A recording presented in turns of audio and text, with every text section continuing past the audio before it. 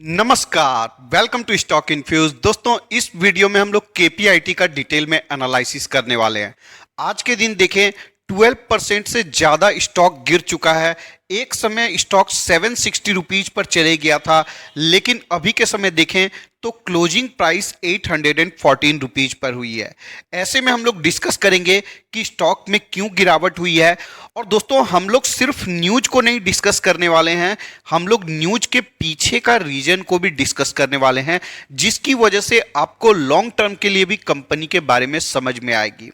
तो दोस्तों, सबसे पहले हम लोग न्यूज को डिस्कस कर लेते हैं। आप देख सकते हैं जेपी मॉर्गन ने इस स्टॉक में सेल की रेटिंग दी है और स्टॉक का टारगेट बताया है 520 रुपीज। हम लोग एंड में डिस्कशन करेंगे क्या स्टॉक 520 रुपीज तक जा सकता है या नहीं जा सकता है। सबसे पहले अगर रीजन को देखें तो रीजन इनका कहना है कि अभी के समय currently price to earning ratio बहुत ज्यादा हाई है, जो कि 86.79 का था स्टॉक के गिरने से पहले। दोस्तों, सही बात है। अगर इसका average price to earning ratio देखेंगे 54 का है जब से कंपनी की लिस्टिंग हुई है, तो बिल्कुल 86.79 के प्राइस टू अर्निंग रेशियो पर स्टॉक तो सस्टेन नहीं करने वाला था। दो ही तरीका हो सकता है प्राइस टू अर्निंग रेशियो नीचे लाने का, या तो कंपनी का अर्निंग्स बढ़ जाए जिससे कि प्राइस टू अर्निंग रेशियो नीचे गिर जाए, और दूसरा है कि स्टॉक का प्राइस नीचे गिर जाए जिससे कि प्राइस टू अर्निंग रेशियो नीचे गिर जाए। अगर थोड़ा डिटेल में रीजन को देखने जाएंगे तो जेपी मॉर्गन का कहना है कि कंपनी का जो मैक्सिमम रेवेन्यू आता है वो एक ही वर्टिकल से आता है, जो कि है पैसेंजर व्हीकल और कमर्शियल व्हीकल से। अब दोस्तों, अगर रेवेन्यू ब्रेकअप को देखने जाएंगे तो क्लियरली आपको नजर आएगा 39% रेवेन्यू यूएसए से आता है, यूरोप से 40% का आता है, रेस्ट ऑफ द वर्ल्ड से 21% का आता है। लेकिन रेवेन्यू वर्टिकल्स को देखने जाएंगे तो पैसेंजर कार से 74% का रेवेन्यू आता है, कमर्शियल व्हीकल से 24% का रेवेन्यू आता है, और 2% का रेवेन्यू अदर सेगमेंट से आता है। तो कंपनी का 98% रेवेन्यू जो है वो ट्रांसपोर्टेशन सेक्टर से ही आता है। अब दोस्तों, यहां पर होता क्या है, जब मार्केट बहुत अच्छा परफॉर्म करता है, मार्केट में मौसम बहुत सुहावना होता है, इंटरेस्ट का रेट लो होता है, डिमांड में बहुत तेजी देखने को मिलती है, ऐसे में ऐसे वर्टिकल्स में जो कंपनी नीश सेगमेंट में काम करती है वो काफी अच्छा परफॉर्म करती है। लेकिन जब मार्केट में इंटरेस्ट रेट हाई होता है, डिमांड में कमी होती है, ऐसे में जो नीश सेगमेंट में काम करने वाली कंपनी होती है, जिसका रेवेन्यू डाइवर्सिफिकेशन नहीं होता है, वो इतना अच्छा परफॉर्म नहीं कर पाती है। यही वजह है कि स्टॉक में बहुत बड़ी गिरावट देखने को मिली है। ऐसे में सवाल आता है, क्या स्टॉक 520 रुपीज के लेवल तक गिर सकता है? देखिए दोस्तों, अगर सादा सा जवाब दूं तो मुझे नहीं लगता है कि स्टॉक 520 रुपीज तक जा सकता है।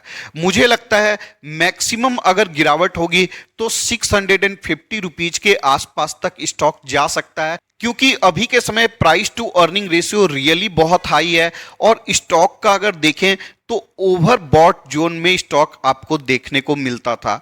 इसलिए गिरावट तो एक्सपेक्टेड था, लेकिन इतनी बड़ी गिरावट होगी ऐसा मुझे नहीं लगता है पर्सनली। अगर आपने स्टॉक को ऊपर के लेवल पर बाइंग किया हुआ है तो हमने कई बार डिस्कस किया था अपने व्यूअर्स के साथ कि स्टॉक अभी अपने बाइंग जोन में बिल्कुल भी नहीं है। अगर आपको खरीदारी करना है तो 700 रुपीज के लेवल के आसपास से आप खरीदारी की शुरुआत कर सकते हैं। क्योंकि दोस्तों देखिए, जब स्टॉक में तेजी होती है तो सब कुछ अच्छा लगने लगता है, और जब स्टॉक में गिरावट होती है तो सब कुछ हमें बुरा लगने लगता है। लेकिन हमें रैशनल होकर सोचना चाहिए। अब दोस्तों, अगर कंपैरिजन करेंगे केपीआईटी का टाटा एलेक्सी के साथ, तो मैक्स में रेवेन्यू देखिए, जब से केपीआईटी की लिस्टिंग हुई है 708% का रिटर्न प्रोवाइड किया है, टाटा एलेक्सी ने 590% का रिटर्न प्रोवाइड किया है। जबकि अभी के समय देखें तो टाटा एलेक्सी का स्टॉक बिल्कुल नीचे गिर चुका है अपने हाई से, और केपीआईटी का स्टॉक ऑल टाइम हाई के आसपास परफॉर्म कर रहा था। अब दोस्तों, इस जगह में देखिए, टाटा एलेक्सी का स्टॉक अपने ऑल टाइम हाई पर परफॉर्म कर रहा था, बिल्कुल अपर बॉटम बनाता हुआ ऊपर की ओर जा रहा था। तब हम लोग टाटा एलेक्सी को डिस्कस नहीं कर रहे थे, क्योंकि टाटा एलेक्सी में डिस्काउंट अवेलेबल नहीं था। तब हम लोग केपीआईटी को डिस्कस कर रहे थे, तब मैंने बहुत सारे वीडियो में बोला था कि आपको केपीआईटी में इन्वेस्टमेंट करना चाहिए, अभी इन्वेस्टमेंट करने का बहुत अच्छा मौका है। लेकिन उस वक्त लोग टाटा एलेक्सी को डिस्कस कर रहे थे, उसमें बाय की कॉल दे रहे थे।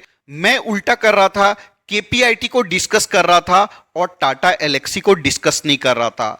और अभी के समय मैंने कई वीडियोज में बोला है कि आपको टाटा एलेक्सी में इन्वेस्टमेंट करने का मौका देखना चाहिए, क्योंकि ऊपर से बहुत अच्छे डिस्काउंट के साथ अवेलेबल है और केपीआईटी का स्टॉक अभी बहुत ज़्यादा हाई पर परफॉर्म कर रहा है, तो अभी आपको केपीआईटी में अवॉइड करना चाहिए। तो ब्रॉडकास्ट एंड कम्युनिकेशन इंडस्ट्री से 44% का रेवेन्यू आता है, ट्रांसपोर्टेशन इंडस्ट्रीज से 41% का रेवेन्यू आता है, health care and medical devices से 10% का रेवेन्यू आता है एंड अदर सेगमेंट से 4% का रेवेन्यू आता है। तो टाटा एलेक्सी में आपको रिस्क कम देखने को मिलता है, क्योंकि टाटा एलेक्सी का जो रेवेन्यू है वो वेल डाइवर्सिफाइड नजर आता है, जबकि केपीआईटी एक नीश सेगमेंट में काम करती है। सिर्फ ट्रांसपोर्टेशन सेगमेंट से ही कंपनी का 98% रेवेन्यू आता है, इसलिए केपीआईटी में हमेशा आपको रिस्क ज्यादा देखने को मिलेगा टाटा एलेक्सी के कंपैरिजन में।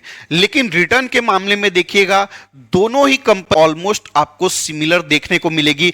अभी के समय टाटा एलेक्सी गिरा हुआ है, इसलिए आपको रिटर्न कम देखने को मिल रहा है। अब दोस्तों बात करते हैं कि क्या हमें स्टॉक को सेल कर देना चाहिए। दोस्तों आने वाले समय में कंपनी का रेवेन्यू 30% से ग्रो कर सकता है, ऐसा कंपनी के मैनेजमेंट का कहना है।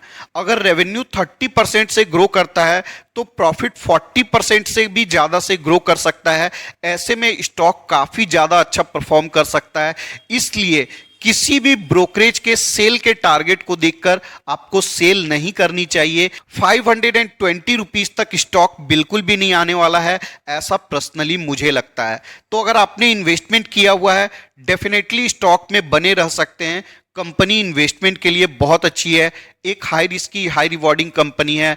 तो अपने पोर्टफोलियो का 5% से ज्यादा इन्वेस्टमेंट मत करिएगा। अगर आपको फ्रेश इन्वेस्टमेंट करना है तो अभी के समय तो वैसे टाटा एलेक्सी में इन्वेस्टमेंट करने का अच्छा मौका है, लेकिन अगर आपको केपीआईटी में ही इन्वेस्टमेंट करना है तो आप 700 रुपीज से इन्वेस्टमेंट की स्टार्टिंग कर सकते हैं।